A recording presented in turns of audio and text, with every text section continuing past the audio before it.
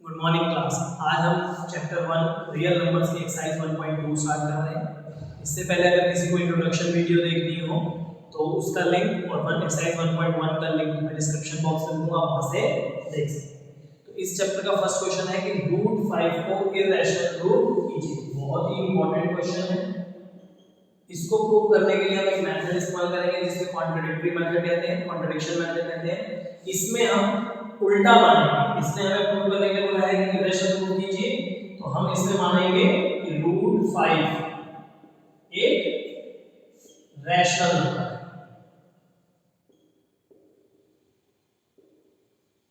अब देखिए, क्योंकि ये रैशनल नंबर है तो हम इसको p बाई q की फॉर्म में बोल सकते हैं, जिसमें q नॉट इक्वल्स टू 0 होगा। अब p और q क्या होंगे? Integers and coprime, right. अब देखिए, q को अगर हम इस साइड लेके जाते हैं तो मल्टीप्लाई हो जाएगा, स्क्वायरिंग बोथ साइड करते हैं।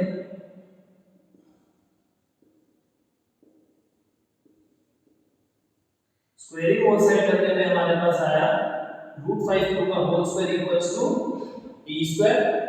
सॉल्व करते हैं, इसे आएगा p 5q square equals to p square, q square is equals to p square by 5। अब देखिए, p स्क्वायर को 5 एक्सेप्टली डिवाइड कर रहा है क्योंकि q इंटीजर है तो उसका स्क्वायर भी इंटीजर होगा। तो इसका मतलब 5 जो है वो फैक्टर है p स्क्वायर, और क्योंकि p स्क्वायर का फैक्टर है तो ये p का भी फैक्टर होगा, राइट।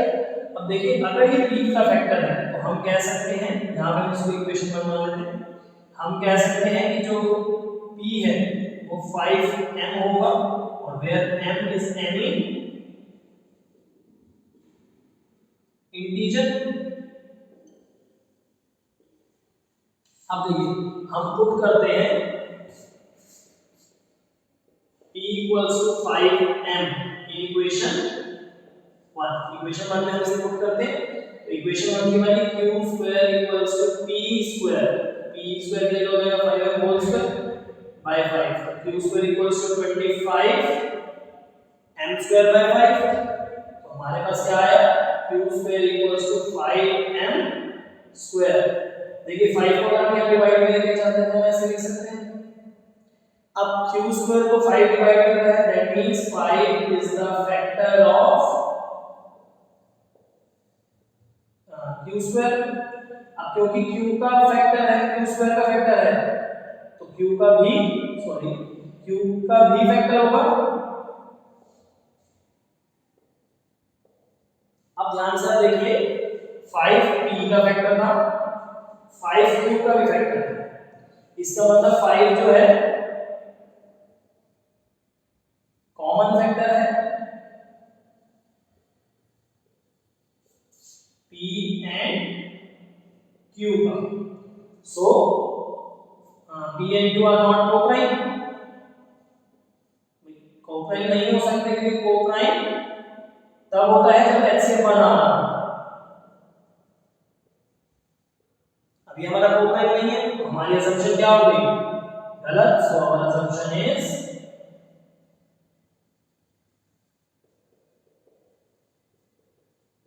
रॉन्ग। और हमने अज्यूम किया था कि वो रैशनल है, इसका मतलब यहां पे क्या हो गया? ये रूट 5 एक इररेशनल नंबर है। Hence the answer. होप आप लोगों को ये क्वेश्चन समझ आया होगा। और स्टार्ट करते हैं सेकंड क्वेश्चन। क्वेश्चन है prove that 3 plus 2 root 5 is an irrational number। इसे भी हम उसी कॉन्ट्रडिक्शन मेथड से करेंगे। सो लेट करते हैं कि 3 plus 2 root 5 एक इररेशनल नंबर है। सॉरी,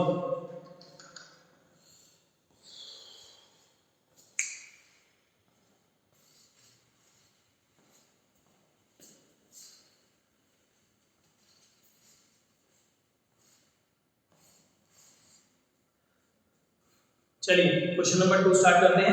क्वेश्चन नंबर 2 है prove that 3 + 2 √5 is an irrational number. इसे भी हम कॉन्ट्रडिक्शन मेथड से करेंगे। सबसे पहले हम लेट कर लेते हैं कि 3 + 2 √5 एक रैशनल नंबर है, जैसे हमने पिछले क्वेश्चन में लेट किया था। बिल्कुल सेम प्रोसेस है। अगर ये रैशनल नंबर है तो हम इसे a/b की फॉर्म में कह सकते हैं, where b not equals to 0 होगा। a and b are integers and are co-prime। यहाँ मैंने b/q ना लेके a/b लिया है, क्योंकि कभी-कभी क्वेश्चन में दोनों ही प्रूव करने के लिए आ जाते हैं एक ही क्वेश्चन। तो एक ही क्वेश्चन में अगर आप दोनों को b/q नाम देंगे तो आपका क्वेश्चन गलत हो सकता है। इसलिए हमने डिफरेंशिएट कर दिया कि √5 वाले में हमने b/q ले लिया और इसमें हमने a/b। अब देखिए यहां से अगर हम √5 को इधर छोड़ें, 3 इधर आके -3 हो जाएगा। हम इसमें क्या लेंगे, हम इसका एलसीएम। √5 को यहीं छोड़ते हैं, ये हो जाएगा a - 3b/2b। अब देखिए as a and b are integers,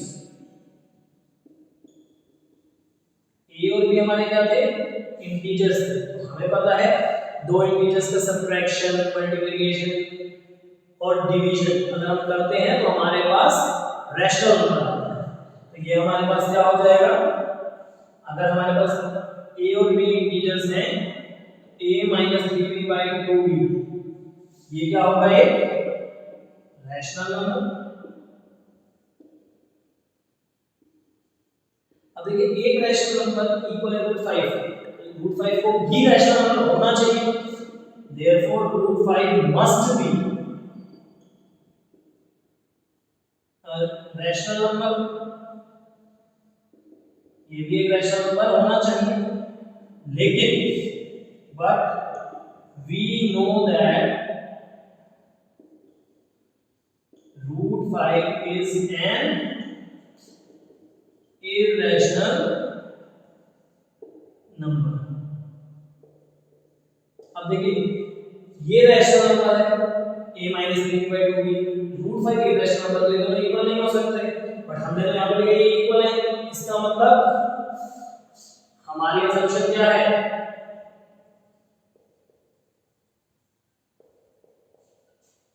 गलत है। So our assumption is wrong and hence 3 + 2 √5 is an irrational number।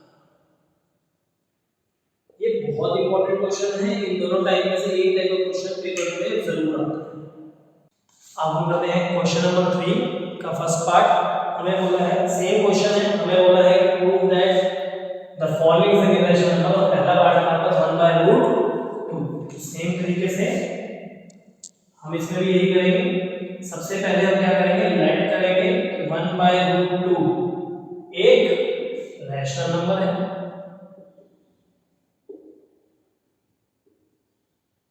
अब क्योंकि ये रैशनल है तो हम इसे p/q की फॉर्म में बोल सकते हैं, लिख सकते हैं q नॉट इक्वल टू 0 होगा।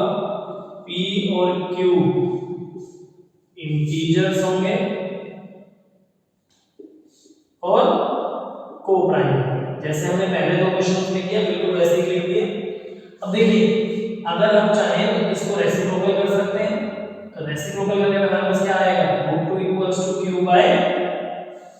देखिए हमने रेसिप्रोकल इसलिए किया क्योंकि हमें √2 को ऊपर ले जाना है।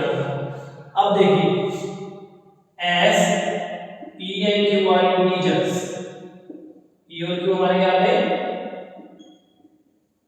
इंटीजर्स थे, तो q/p हमारे पास रैशनल नंबर होगा।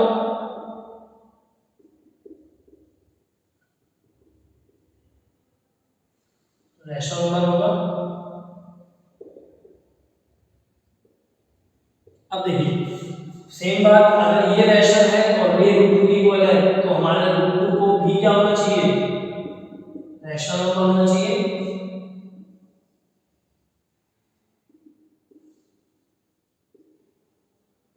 बट होना तो इरेशनल चाहिए, लेकिन रैशनल है नहीं। हमें पता है कि रूट 2 क्या होता है, बट वी नो दैट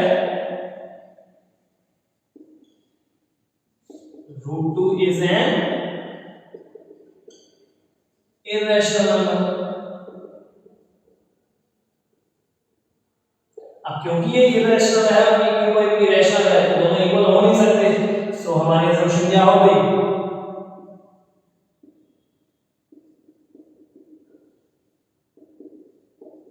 हमारी असम्पशन हो गई गलत। our assumption is wrong and hence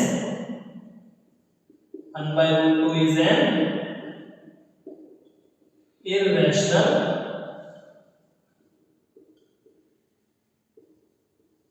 number, right? चलिए नेक्स्ट क्वेश्चन, नेक्स्ट पार्ट करते हैं इसका। अब हमारे पास है इसका next part, second part 7 root 5 को भी इक्वेशन प्रूव करना है।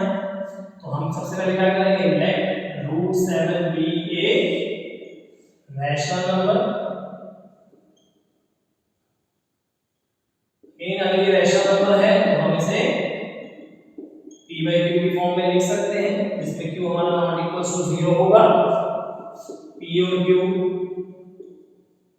इंटीजर्स होंगे एंड कोप्राइम होंगे। अब देखिए रूट 5 को अगर यहीं छोड़े और 7 को दूसरी तरफ लेके जाएं तो ये 7 क्यों हो जाएगा। अब हमें पता है कि p and q are integers, as p and q are integers, so p by 7 q हमारे पास क्या होगा, rational number.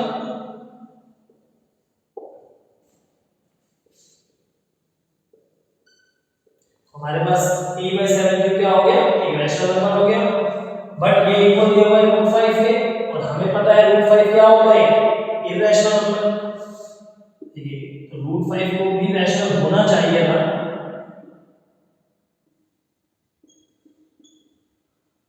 Must be rational,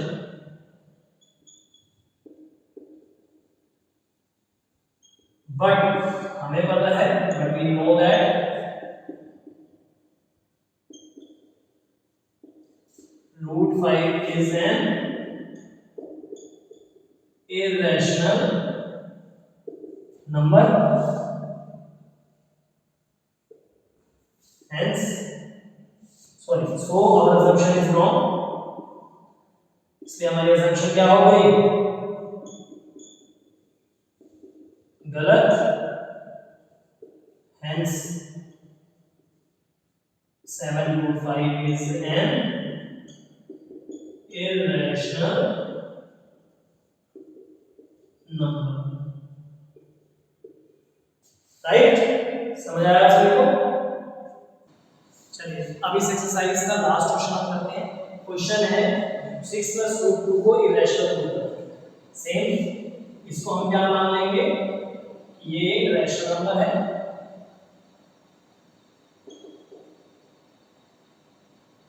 अब क्योंकि ये एक रैशनल नंबर है तो हम इसको p by q की फॉर्म में लिख सकते हैं, जैसे हमने पहले किया है। q नॉट इक्वल टू 0 होगा, p और q जो होगा वो इंटीजर्स होंगे और कोप्राइम होंगे। अब देखिए रूट 2 यही छोड़ेगा और 6 को दूसरी तरफ लेके जाए तो -6 हो जाएगा। एलसीएम लेने के लिए हमारे पास आएगा p - 6q by q। अब as p and q are integers,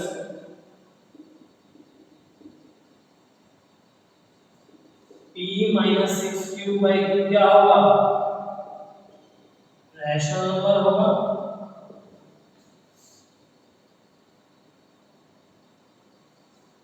right? अब ये रैशनल है तो रूट 5 मस्ट बी रैशनल, इसे भी रैशनल होना चाहिए, but we know that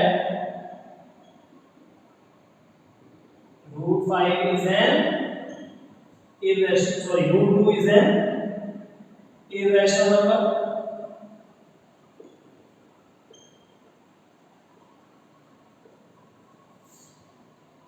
our assumption is wrong.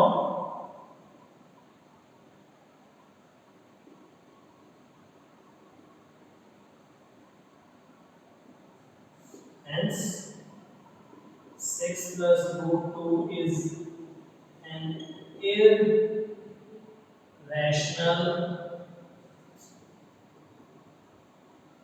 number. देखिए ये बहुत इंपॉर्टेंट क्वेश्चन है। इस टाइप के दो टाइप के क्वेश्चन है, इनमें से एक क्वेश्चन पेपर में 90% आता ही आता है, तो इसको ध्यान से कीजिए। उसके बाद भी अगर आपको कोई डाउट आता है तो आप कमेंट सेक्शन में अपना डाउट